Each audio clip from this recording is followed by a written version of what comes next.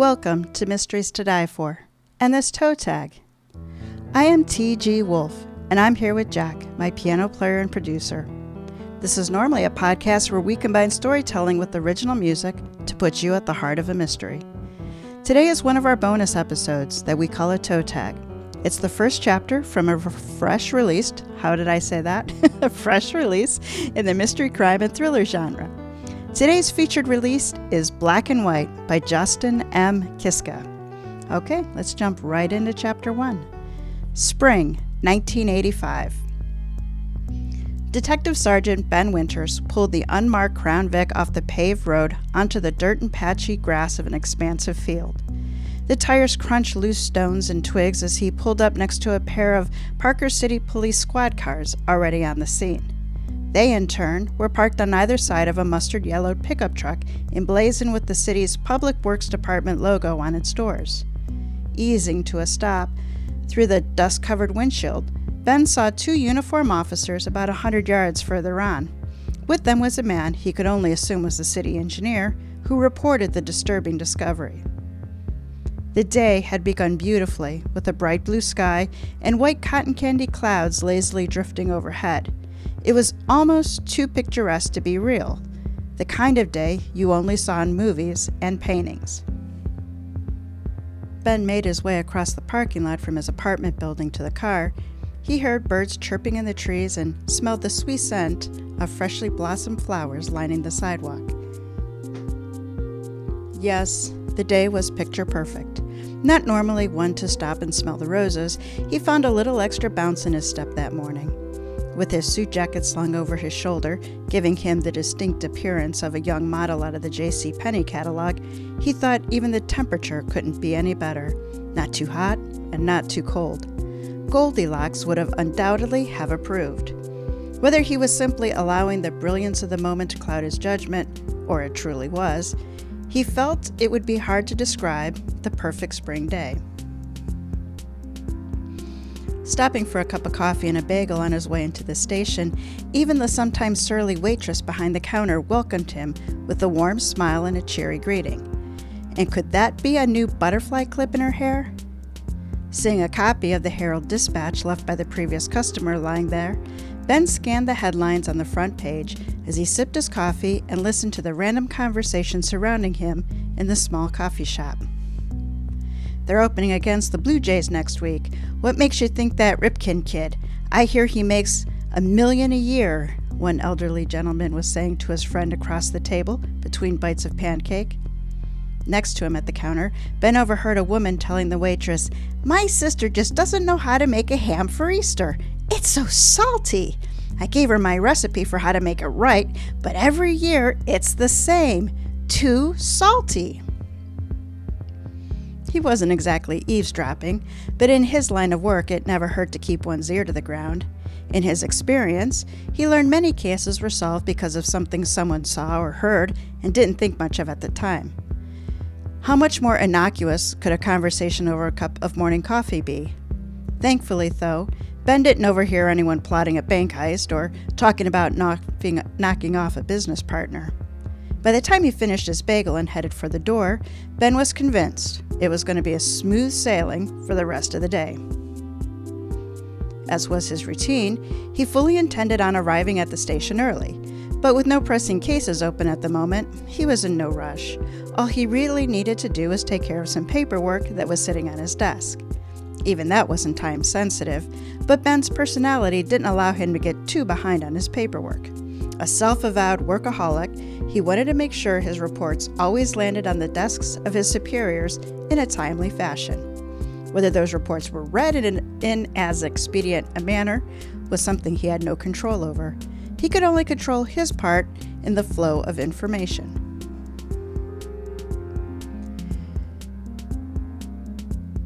Arrived at the outdated police headquarters with its leaky roof, horribly worn floors, and institutional covered walls, he was delighted to see the splendor of the day had also found its way inside the PCPD. Instead of the sour expressions he was accustomed to seeing on the faces of the officers coming off the night shift, he was taken by the broad smiles and laughter he encountered as he made his way to the small office the detective squad occupied on the second floor. It was going to be a good day. And it would have been, if several hours later, he and his partner hadn't been rolled out to take a look at a body found in the middle of a field. It was a large piece of property the city owned on the outermost edge of the north side of town. The area expected to soon see a large amount of construction, according to those in the know. Homes in Parker City suburbs neighborhoods were filling up quickly, which meant new developments were needed for those looking for houses.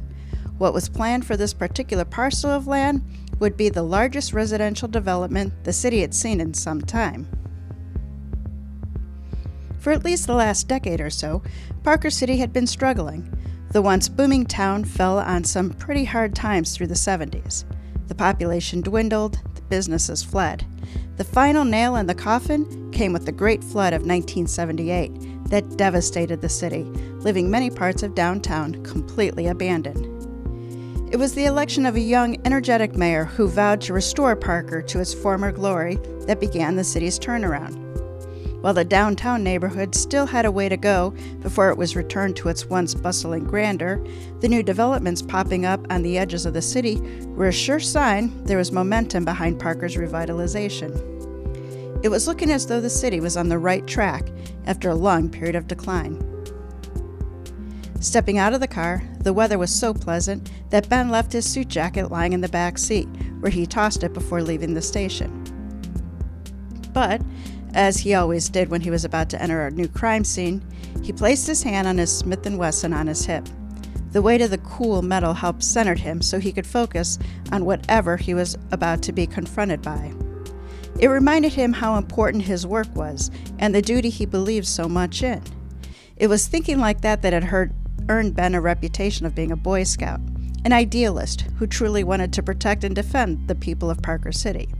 He always wondered how some people could make that sound like it was a bad thing. Maybe after a few more years as a detective, Ben would become as jaded and start to be more cynical. It happened to so many police officers after all, but Ben hoped he'd never turn that corner. In the few years he'd been a detective, he'd seen some disturbing behavior and knew the depth to which society could sink. But he still tried to look for the positive. That was the only way to fight against the drag that inevitably carried some of the members of law enforcement into a dark place. No matter how much bad he saw in the world, there still was good. Some of the older members of the department liked to live in the gray area of the law, while Ben tried his very best to always do what was right. It's when what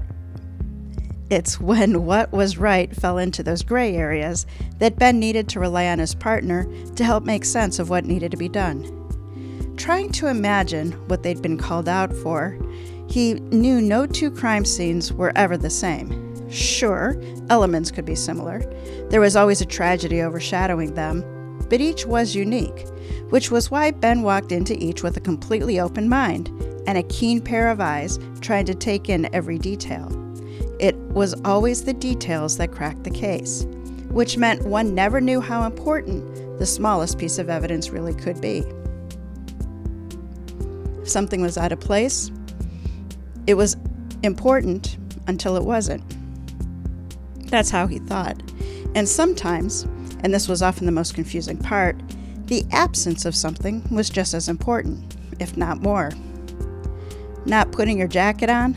The voice of Ben's partner, Tommy Mason, came from the other side of the car.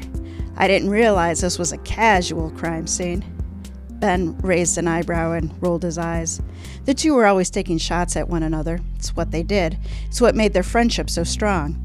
When it came to what to wear as police detectives, there was a continuing debate between the two. Ben felt a suit and tie was most appropriate. Not only did it look more professional and attract a certain level of respect, but with his clean-cut baby face, it helped him look a little older than his 30 years, though not much.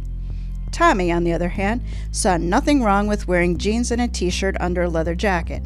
While he might look like a cop on one of those popular crime shows on television, Ben always pointed out that it was Hollywood's version of a police detective. And since Ben technically was his supervisor and commanding officer, Tommy begrudgingly put on a tie every morning.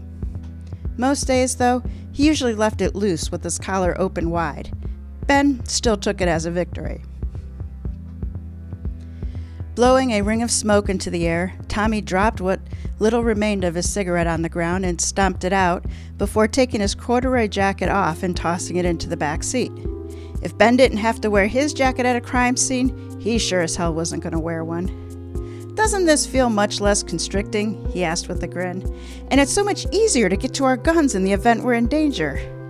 "Shut up," Ben said as he started toward the cluster of men in the field. "I'm just saying, if your life was in danger, it would be so much easier for me to shoot someone to save you, which I would do, you know, if I didn't have to worry about my jacket getting in the way. Those few precious seconds could save your life one day. Natalie would agree with me." Stopping and turning to look at his partner a few steps behind him, Ben asked, "Why exactly do you think it would be that you would be saving me and not the other way around?" "'Cause that's just the way it is," Tommy answered very matter-of-factly. "Think about how many times I've saved your life." Ben's forehead wrinkled, a puzzled expression appearing on his face. "What the hell are you talking about? I'm the one who saved you at least 2 times that I can think of, and that was in the last year alone." "Clearly, we remember things differently," Tommy said. "You're a pain in my ass. You know that, right?" Ben asked. Smiling the 1,000-watt smile for which he was known, Tommy answered, "I like to think I keep you grounded." And so was the way of detectives Ben Winters and Tommy Mason. More often than not, they sounded like an old married couple bickering about one thing or another. Completely devoted to one another, they were closer than brothers. They'd grown up together, gone to school together, joined the academy together, and when the order was given for a new detective squad to be created within the Parker City Police Department, they were tapped for the job. As it was, for the last 4 years, they were the only 2 members of the department's official criminal investigation team. Though Parker City was by no means a hotbed of criminal activity, they'd been involved in several major investigations that had rocked the city, 2 of which even attracted the national spotlight, making the pair famous for a few minutes. Most police officers could go their entire careers without being involved in the types of cases that had kept them up at night, but the 2 young men had earned their detective shields through trial by fire. Catching his foot in a clump of thick weeds, Ben knew if he tripped and landed in the dirt, Tommy would never let him hear the end of it. Thankfully, he was able to quickly regain his balance and keep himself upright. His hope that Tommy didn't see the awkward contortion the lower half of his body performed to avoid hitting the ground was dashed when, from behind him, he heard the sarcasm-laced comment, "As graceful as a gazelle," which was then followed almost immediately by the unmistakable sound of something hitting the dirt. Hard. "Son of a..." Ben turned in just enough time to see Tommy jumping to his feet and dusting off his pants. "Not a single word," Tommy admonished, vigorously shaking his head. "I'm well aware that karma's a bitch." Deciding to take the high road, Ben valiantly stifled a laugh, fighting to burst free. "You've got a little of something right there on your, Ben started pointing to his partner's pant leg. "Shut it," Tommy said, at which point Ben couldn't contain himself. The laughter won and overpowered him. As the 2 detectives reached the other men standing in the field, they recognized one of the patrolmen as a new officer who just recently joined the department, and the other one was one of Tommy's least favorite people on the planet, Buck Lococo. An overweight, lazy throwback to the days when the police in the city did as little as they needed to. Neither Ben nor Tommy understood how he was still on the force, nor why he wanted to be with his attitude. "Lococo, Brown," Ben said, giving the uniformed officers each a quick nod of his head. "How is it, Buck," Tommy began, "whenever a body drops in this town that you're the first man on the scene?" "Just lucky, I guess," Lococo said, mopping his sweaty brow with a wrinkled handkerchief from his pocket. "It could also be that scumbags in the city do their dirty work at night, and since I'm the first one out of the door in the morning, I get the call. Either way, it's crap, I tell ya." "Being that it's after lunchtime already," Tommy began to say before Ben placed a hand on his arm, giving him the signal to let it go. Then, turning to the younger officer, who appeared quite eager to give his report to the department's chief detective, Ben asked, "What do we got?" "This is Sam Rupert," Brown introduced the man, referring to his notebook. "He's one of the city's engineers. He was doing some routine work out here this morning when he found the body of a young female, DOA. Turning to Rupert, a tall, beefy guy in a flannel shirt, jeans, and work boots, Ben took his own notebook from his shirt pocket. "Morning, Mr. Rupert. I'm Detective Ben Winters. You're with the city?" "Public Works Department," he said in a gravelly voice. "Almost 15 years now." "And what brought you out here today?" Ben asked. "Well, the city's getting ready to do some work in the field, and I needed to take a few quick measurements," he said. "We've been out here every day for the last week. I thought I'd be here and gone in a few minutes, and then I found—" His voice trailed off as he looked away toward something another 20 or so feet away. "What did you find?" Ben asked. "A body," he said. "She wasn't there yesterday. I know that for a fact because I was here all day with a couple of other guys. We were all over this place. We'd have seen her for sure." Pointing to the mound the engineer was staring at, Tommy asked, "Is that the body?" "Uh-huh," the engineer said. "Did you cover her up, or did you find her like that?" Ben asked, referring to the tattered green checkered blanket. "She was like that," Rupert said, taking a deep breath. "At first, I thought it was someone in a sleeping bag or something. Thought maybe they slept out here last night. Sky was clear, they could see the stars. But when I got close and hollered, she didn't move. And when I got up close, I saw, geez, I've never seen anything like that. This isn't how I thought my day was going to go." Other than the occasional funeral, it was true. The average person didn't see much exposure to dead bodies. But there was something in the way the man was acting that made Ben think that there was more to the story. He was too shaken up. If one could be too shaken up after finding a dead body on the job. Judging by the look on Officer Brown's face, Ben could tell that there was still something to come. The young man seemed giddy, or nervous. He anxiously shifted his weight from one foot to the other. Either he had another interesting piece of information to share, or he needed to find a restroom. "What is it you've never seen before?" Ben inquired, interested to hear the conclusion to Rupert's story. "Oh, I think you should see this for yourself, Detective," Lococo said, interrupting with a twisted smirk on his fat face. "What is it, Lococo? Just tell us." Tommy had no patience for the man. There was a time he used to hide his contempt. Now he didn't even bother. Not that Lococo was very observant, or he just didn't give a damn. "Sirs," Officer Brown interrupted, "let me show you." Walking the group over toward the covered body, Brown knelt down and, using a handkerchief he had in his pocket, pulled back the blanket, revealing the naked body of a beautiful young woman with dark wavy hair. But something wasn't right.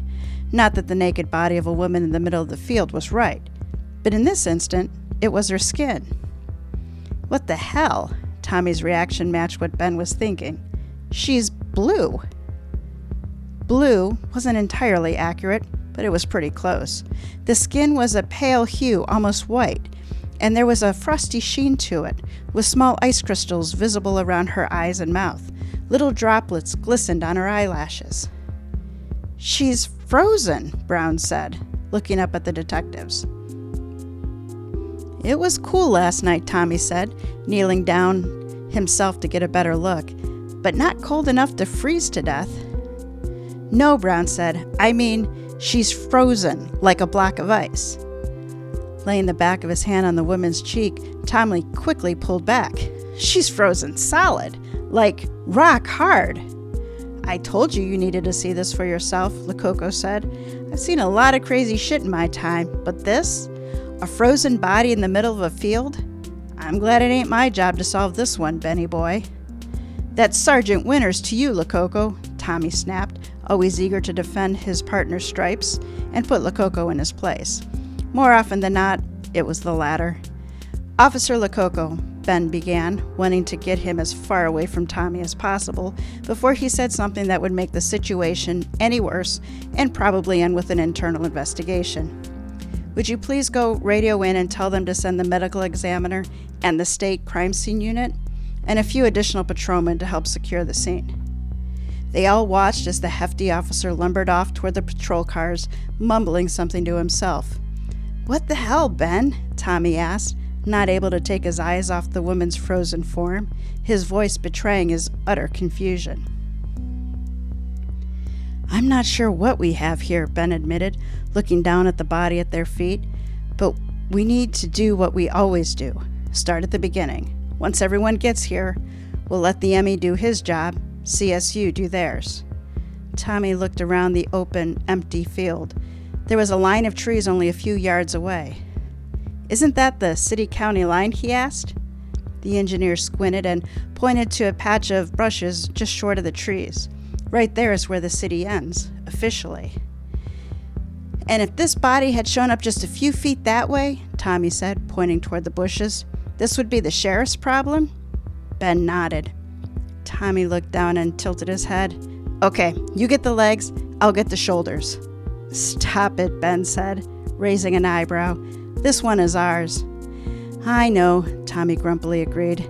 "I just have a bad feeling about this." So there you go. That is the first chapter of Black and White by Justin M. Kiska. So here's my review. It is a mystery, and the story is told in 2 times. So that was 1945. Stride Agency investigator Frances Fitzmason is hired by a retired U.S. ambassador to find the daughter who disappeared while dressing for her wedding. Now is 1985. Parker City Police, man, there's too many P's in this sentence. Parker City Police Detective Sergeant Ben Winters and Detective Tommy Mason are called to the scene of a woman's body discovered in the field. She's young, she's beautiful, and as you just heard, she's frozen solid. Now Winters and Mason take up the case where Uncle Fitz left off 40 years ago. So the bottom line, Black and White is for you if you like mysteries driven by classic detectives, both of the cop and private investigator variety. All right, so let's talk about the strengths of the story. So Black and White moves back and forth between a 1945 kidnapping case and the 1985 suspicious death case. You just heard the opening to the latter. The movement between the 2 periods are distinct, staying in each period for multiple chapters, with a distinct indication of the change. So this was important for me. I'm definitely guilty when I read books that change between time periods of forgetting where I am, which can make it very confusing.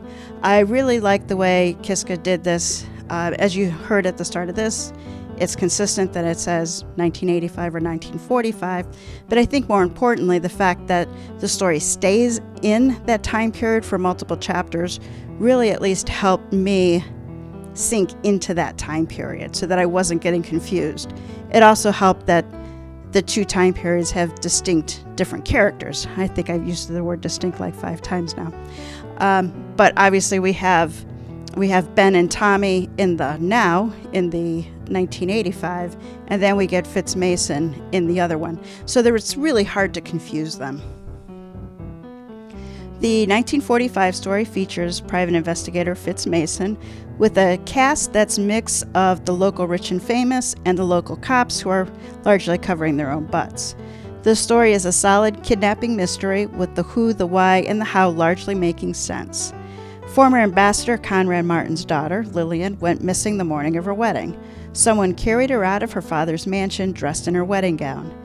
The character of Fitz Mason is one of a classic hero cut, and it's easy to cheer for him. The supporting characters of Ambassador Martin, the younger sister Lucy, the valet Joe Granger, and Police Chief Buchanan are also well developed, 3-dimensional characters who you get to like, hate, laugh at, and sympathize for. The 1985 story features, as you guys just met, police detectives Ben Winter and his partner and friend Tommy Mason. Childhood friends, they grew up listening to Uncle Fitz's case stories. The suspicious death is intriguing. The who, why, and how are built off of the 1945 case, no shocker there, so while it has equal weight in the book, it feels like a secondary storyline.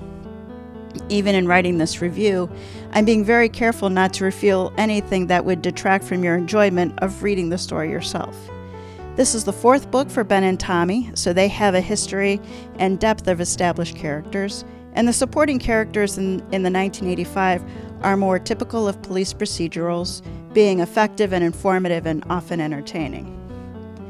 The scene setting in both 45 and 85 are, yes, I'm going to use my favorite word, distinctively drawn using language, clothing, and period-appropriate relationships between father and daughters and men and women. I felt transported to 1945. The 1985 language wasn't so different from what we use now, and the biggest feel for the mid-80s came from Tommy looking and dressing like the original Magnum PI. Fitz does an excellent job of driving his story. He investigated, picked up the clues, and drove it to the next point, and then the next point, and etc. Ben and Tommy are more traditional cops, acting on information given to them by the evidence clerk, forensics, etc., and more or less ushering the story from point to point. So all in all, a very entertaining story to read. I couldn't tell you which I liked better. I definitely liked the character of Fitz Mason, but the relationship between Ben and Tommy was very entertaining. So I think it says a lot that I can't even tell you which one I liked more.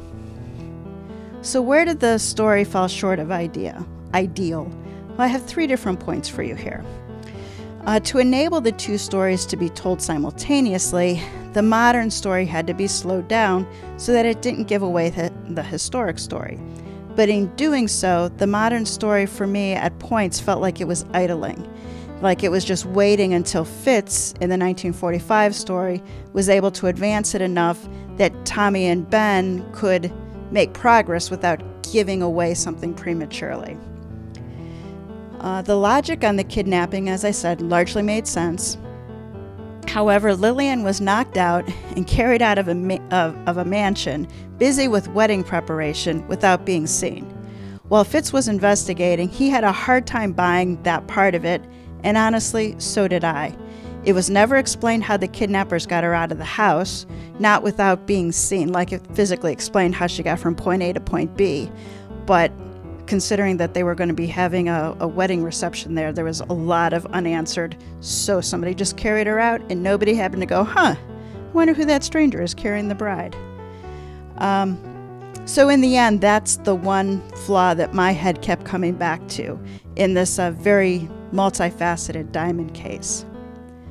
The logic on the suspicious death, why the body was dumped, and the steps taken to cover it up, it was fun to read start to finish, front to back. But you all know how I look, once I get to the back, like to look forward. And with this one, I did have some trouble with the decision making of characters that are otherwise known to be smart and successful. All 3 of these criticisms definitely fall into my personal preference category, and other readers may not notice or care about any of these.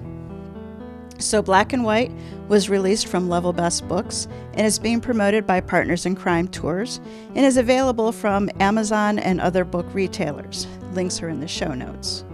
So allow me to introduce you to Justin M. Kiska. So when he's not in his library devising new and clever ways to kill people, for his mysteries of course, Justin can usually be found at the Way Off Broadway Dinner Theater outside of Washington, D.C., where he is one of the owners and producers. In addition to writing the Parker City Mystery Series, which includes Now and Then, Vice and Virtue, and Fact and Fiction, he is also the mastermind behind Marquee Mysteries, a series of interactive mystery events that he has been writing and producing for over 15 years. Partners in Crime Tours represents a network of 300-plus bloggers offering virtual book tours and marketing options for crime, mystery, and thriller writers. Founded in 2011, PICT serves the well-established and best-selling authors, as well as those just starting their careers. PICT prides itself on tailored packages for authors with a personal touch from the tour coordinators. For more information, check out their website, partnersincrimetours.com. Link is also in the show notes. All right, that brings us to the wrap-up.